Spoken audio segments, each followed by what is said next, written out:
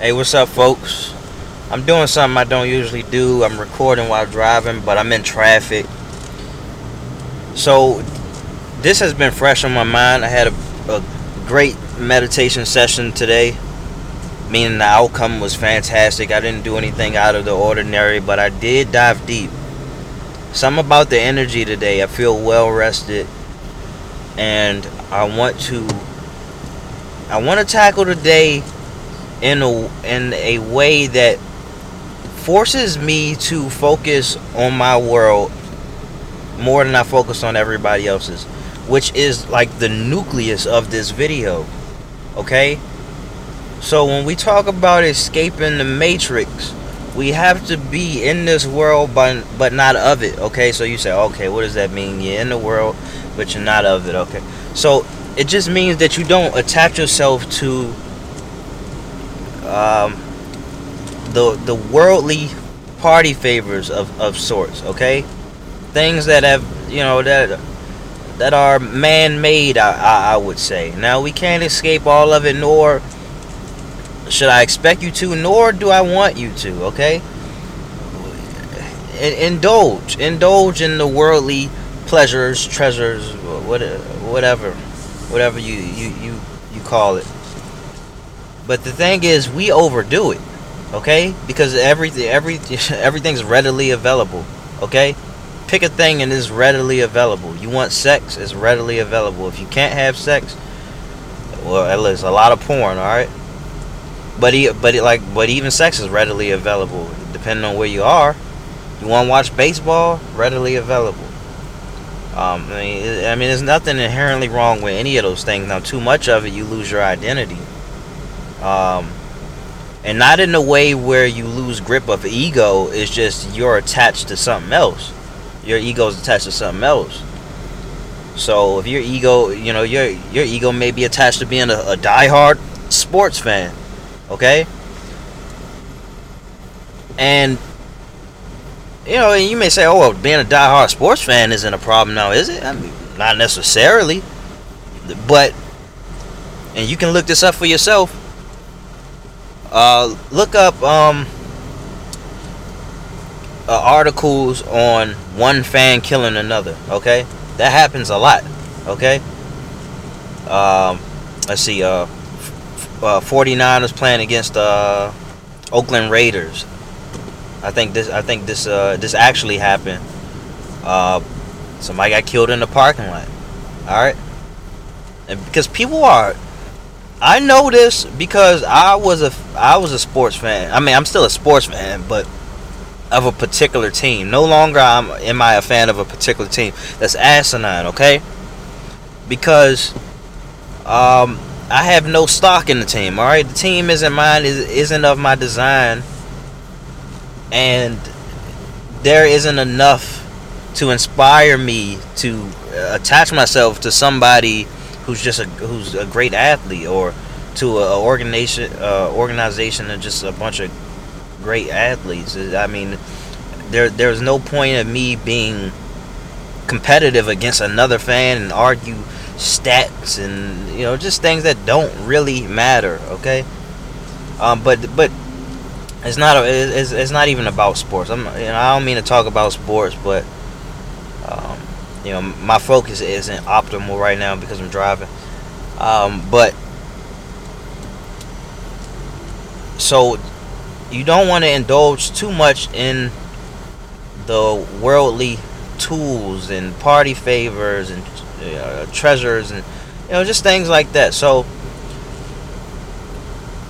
when I talk about focusing on your own world, and I focus on my own world, you have to recalibrate in a sense. So whenever you wake up, it could be fresh off a nap, it could be in the morning, it could be at night, but whenever you wake up, I see that as a fresh start. But your meditation sessions as well could be a fresh start. But anyway, let's say you wake up, it's 6 in the morning. You're not focusing on yesterday. You're not focusing too far ahead. You ask yourself, what do you do in this present moment? and this will help you process your plan to action. So what would you do next? Okay, and what I found to work next, as far as detaching myself from the matrix, is to not only meditate, because I've said that before, and not only journal, because I said that before. Those are two powerful tools that will allow you to stay engaged in your own world. But one thing that it's like kind of goes under the radar, it's and silently a deadly killer, is checking your phone. It's checking your phone for social media purposes. You never know. I said this before, man, but like, Facebook, for example. And I always gotta pick on Facebook, Instagram. It's the new television, and it's non-discriminatory. So where it used to be a time where I don't know what to watch on TV, so I just keep flipping. Not even putting in numbers. Just flipping channel to channel and channel. Here we are. Like, even on YouTube, if you aren't using the search bar, actually, YouTube's a bit different, because you're dealing with a bunch of thumbnails, and you get to decide based on the thumbnail if this is something you want to sign up for. Now, you don't know what you're gonna get. Sorry, I had to let somebody go. But you don't know what you're gonna get, but you kind of get a little estimate. You get an idea of what you're going to be engaging in. But for Facebook, it's like the wild west. And they censor stuff, but it's still like the wild west. They take some things down, but still, you never know what you're gonna get. They can't censor everything. They can't censor negative vibes, bad attitudes. They can't censor rest in peace. Rest in peace here, rest in peace there. And that brings you down. That gets you caught up in other people's world. And you see people, and people always liable to say some dumb shit when when they don't have too much. I don't want to say they don't have too much going for them, but they get bored, or their emotions are a bit messed up, and especially in this day and age, everybody wants to be triggered. Now, it's definitely some room to be offended. Obviously you got your right to do that, but man, people are going over the top. God damn. Like for example, like this pissed me off. See, look, this got me caught up in other people's worlds, man. So somebody, because we doing this non-binary thing now, and that's cool. It's tough to deal with, but it's probably even tougher to deal with if you practicing this whole non-binary thing. That's not the issue. It's somebody who doesn't identify as transsexual.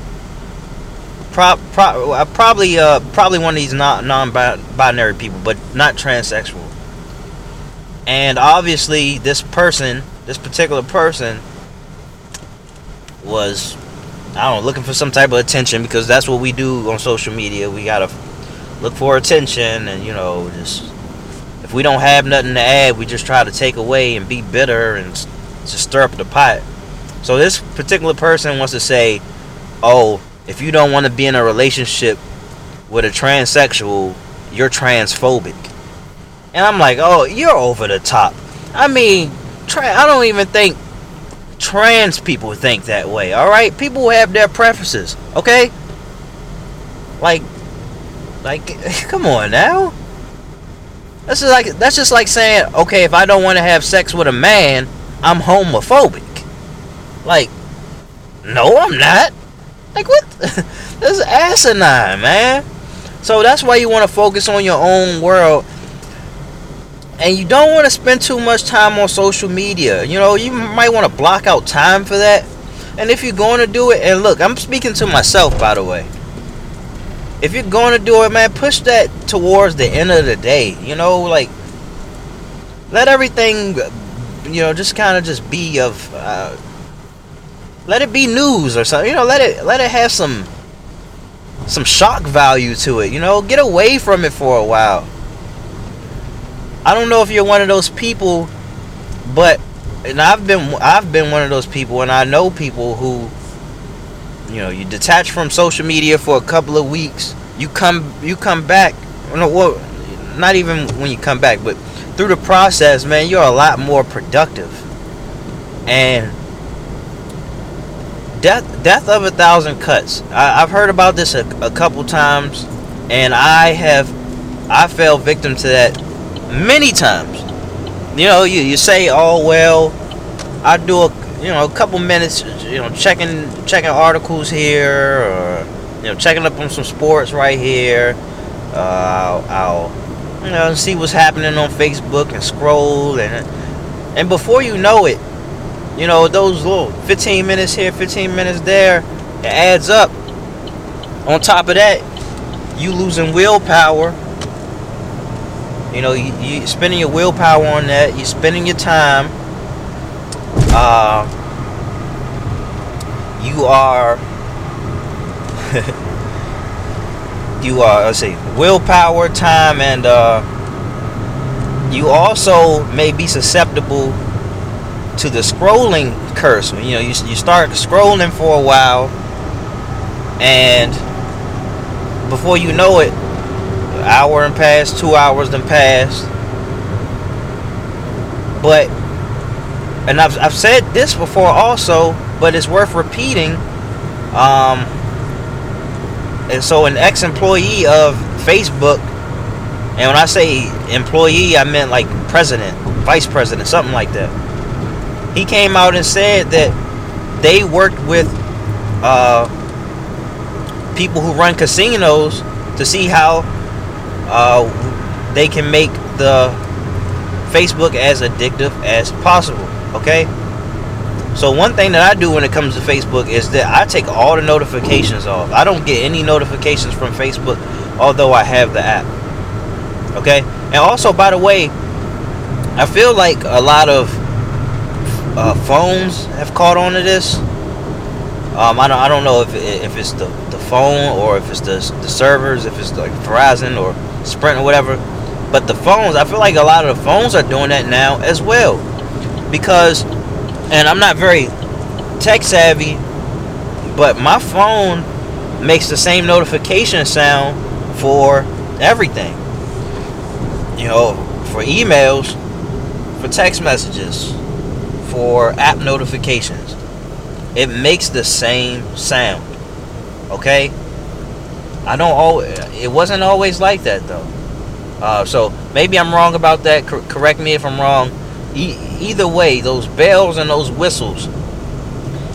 I keep saying whistles like there's actually a whistle. You know, but those bells, those dings, it forces you to check. You're like, oh, well, what is it? You know, what is it? You got a nervous tick about it. It's like, oh, I might be missing out on something. Fear of missing out is, if you thought fear of missing out was a thing when we were kids in the 90s and all that, it's terrible now.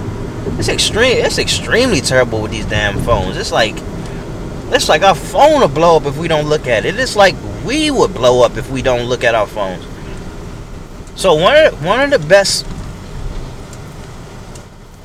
best tools right now that we can use on our phones is the airplane mode. It's so peaceful. I got my phone on airplane mode right now. It's so peaceful, man. Now's not the time for all the bells and ding dongs, or you know. So, escaping the matrix, man. Let's dive deeper into that. Okay. Now, I'm of no religion. All right, I can get along with anybody. You don't have to put your gospel on me. I'm not gonna put my gospel on you. So, just a little disclaimer, but I say all this to say, in the Bible, and probably, the Quran and whatever book represents your particular religion, somewhere in there, it says, and I know for the Bible, in the Bible for a fact, and I think the Quran at least, it says that you are gods. But never when I was in church did I hear the pastor say that I hear the preacher say that. My ears would have perked up. But you are, man. So to wrap that around, to tie this together, if you are gods, then what do gods do? Gods create. But what are you doing? What are we doing? We spend a lot of time consuming, a lot more time consuming than we spend creating. And I think, and I don't know how realistic it is to turn that around, but you definitely want to optimize or modify the ratio to work in your favor. So if you're already a creator, keep a conscious thought as to just keep your mind towards creating more. Just being conscious about it makes all the difference. So you say, okay, well, I'm going to create 3 poems today, 3 posts for my new book. I'm gonna record 3 videos for YouTube, things like that. So when you engage in things that you have to do in the business world for your job or what have you, you're not so resentful. You're not so down on yourself, because not only do you have something to look forward to, you don't feel like you're just spinning in circles. Okay? You make some progress, you put yourself out there, and you learn to trust yourself. How do you learn to trust yourself? By being so fluent in speaking your very own language. By being so comfortable in your own world. See, this is a pretty good example, a pretty wholesome example. Okay, so in some areas where I am, it's not uncommon to see Amish people. Okay, and Amish people, from what I've seen, you ain't gonna see them wearing the fresh Jordans. Okay, you ain't gonna see them wearing Nikes or anything like that. You gonna see them wearing, like handmade stuff. Or they would. I did see them shopping at the thrift store, but I don't know if they were buying clothes. And even if they did, like name brand and all that, it doesn't matter. It doesn't matter to them. Okay, and that's how they grew up. That's their lifestyle. So you may say, oh well, that's how they grew up. That's how they were programmed and all. But it's not too late for you to reprogram yourself, to recalibrate. As I think I started this video by saying, it's gonna take some work, but it's worth it. It's definitely worth it. You afraid of being judged for being weird and all that, but quite literally, there's something impeccable about somebody at the top of their game in any field. You just don't see that. You see the glamour. You see big money. You see big money, all that. You don't see how weird they are in one regard or the other. Because all weird is unique. Is being yourself. Is being something that the masses just aren't. So if you take somebody like Beyonce, who's stunning, she's beautiful, she's rich, she's talented, all that. You take all that in consideration, you say, hey, I mean, it's Beyonce, she's not weird. So what's weird? So what is weird about her? Her work ethic. She'll outwork you. So that's one thing right there. Granted, I don't know her, and I don't study. I don't study her very much. Um, I'm a fan, but I'm not. You know, I'm not part of the. I'm not in the beehive. You know, I ain't sipping honey. But you just got to know these things. A greater example that stands out the most is, and I said this before, is, you know, it's just Lady Gaga. Wasn't nobody giving her any real play when she was, you know, just being, you know, bland, throwing out a regular name, and then, but once she started expressing herself in a way that most people weren't willing to do, there was a pop. You know, she popped. She made things happen.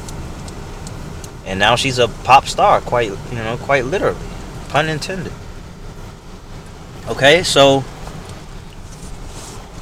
you gotta be weird. You gotta live in your own world. You can't just give people what you think they want, or you can't just give people what they expect, because people's expectations change all the time. That's what I've come to realize. So what you think people may want right now, they may not want in the future. In fact, you give them something that they like, well, then they'll start wanting what you have to give to them. They'll start expecting that. And that's how life works. Nobody ever wants something until they want something. You know? So, I mean, I know it sounds very simple. It sounds very childlike, or childish maybe. But that's what it is. You ain't start wanting pizza until you started to like it, you know, or whatever it is. And so you need to be conscious about that, because what can apply to one simple thing can apply to something else that may not appear to be as simple. Okay? So it's not you know, it's not always right there in front of you. It's like, okay, I'm gonna try this meal. Hey, I like this meal. You know, let me eat more of that. Okay? So it's easy to internalize that. It's even easy to internalize, like, I like this artist. I want to hear more of this person. So if you can understand that concept, why is it so hard to understand that the reverse is also true? That if people have something that you may like, then you may have something that the others may like. You see what I'm saying? So when we speak of as above, so below, you got to understand that it works that way as well. Alright? We're escaping the matrix here. And we can't get caught up in the unconscious lifestyle. We got to do things that are going to help us transcend. And so we have to create. That's definite. We have to dive deep into ourselves, into the deepest parts of our minds. We already know that. You already know that now. You have to challenge yourself. Not only try to push through, but give yourself something that's going to pull you. That's going to pull you out of this realm. That's going to force you to look beyond what you can see. Because those of us who can look beyond what we see can mold the world into that which we want. Okay? So we can spend our time talking about how fucked up the world is, and I'm inclined to agree at times, but you can make the world a better place, and it starts where you are. It starts where you are, and it starts with not wanting to go into, you know, dive deep into the rabbit hole, everybody's rabbit hole, the rabbit hole of, oh, you won't believe what happened. You won't believe what this bitch said to me. I woulda did this. You know, a lot of well, if that woulda happened, I woulda did this, and, you know, fuck Trump this, fuck Trump that. I mean, I'm not getting caught up in any of that, man. Look, I'll let y'all handle all of this worldly stuff, but I don't want to be a part of it. Okay, I've been suicidal for a long time, depressed for a long time, unhappy for a long time. And this is the way that I see it, quite frankly. As I'm living this human experience, I didn't not kill myself so I can get caught up in a bunch of bullshit. Okay? I didn't not kill myself so I could aspire to live a normal life. I hope people judge me. I hope people make fun of me, call me weird, call me crazy. See, that's when I know I'm on to something. All right. If nobody's calling me that, there's a problem. Okay. You know, people calling me calling me an idiot because of my semen retention video. I'm glad. That's perfect. Now, I've dealt with insecurity, but an insecure person would try to find some common ground with somebody who disagrees. I mean, in a sense, I kind of do, but I guess what I actually meant was that an insecure person, or a person who was very unsure about himself, would find a way to, I don't know, to psych himself out. Probably take the video down. You know, probably get crushed by the dislikes or the disagreements. You know, it'll probably crush his soul. But this is what I want. Even though it's unrealistic. But even though it'd be nice to have the world agree with me, I mean that's just not a realistic expectation. Okay. So, if you ever go into this world around us and you feel yourself a bit hesitant and a bit timid as to what people would say because the way you want to present yourself, then you know that it is time that you reprogram yourself by spending more time in this world right here. Okay? Always see what you can do to make the world a better place, but your world is here. Okay? This is your first world. It's in here. All right? So, in some way, and I don't know where it stops or even where it begins, but I would say we as a whole, not just as humans, you know, not just as earthlings, but the whole, the galaxy, everything is. I believe it's a series of worlds inside of worlds inside of worlds inside of worlds. So those I don't know what kind of dolls they are. I don't know if they're Russian dolls or Asian dolls, something like that, where you open it up, the doll, and there's another doll in there. You open it up and another one, you open it up. It's just dolls inside of dolls, and, you know, just things like that. That's how I see it. So you don't want to neglect this world right here in trying to find external solutions and trying to, you know, find yourself getting caught up in everything that's going on around, and then you neglect this right here. I mean, it's almost like everybody on Earth, you know, if everyone on Earth just decided to focus on what's going on a different planet. So if everybody on Earth we just decided to spend 85-90% of our time, maybe 95% of our time focusing on Mars and Venus and things like that, then the world around us would crumble. You know? Who's going to make the food? Who's going to heal us? Who's going to teach us? Who's going to make advancements in this world? And the mind is the same way. This world, the world of the mind, is the same way. If you don't feed it, if you don't take care of it, then who is? Okay? I mean, some may say, and I would even say, somebody gonna teach you. Somebody gonna think for you, but you're not gonna like where that's gonna take you. All right. So when I make these videos, I'm not a dictator. All right. I'm speaking to those parts of you that may be sleeping. I'm speaking to that part of you that may be forgetful. I'm speaking to that part of you that has been suppressed to try to adapt to the world around it. These hovering planets. around us, these billions of planets, you know. And with all this content, I mean, content is considered planets or stars in a sense as well.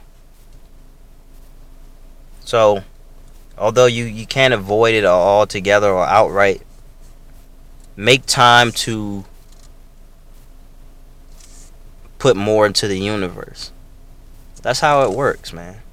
Put more into the universe.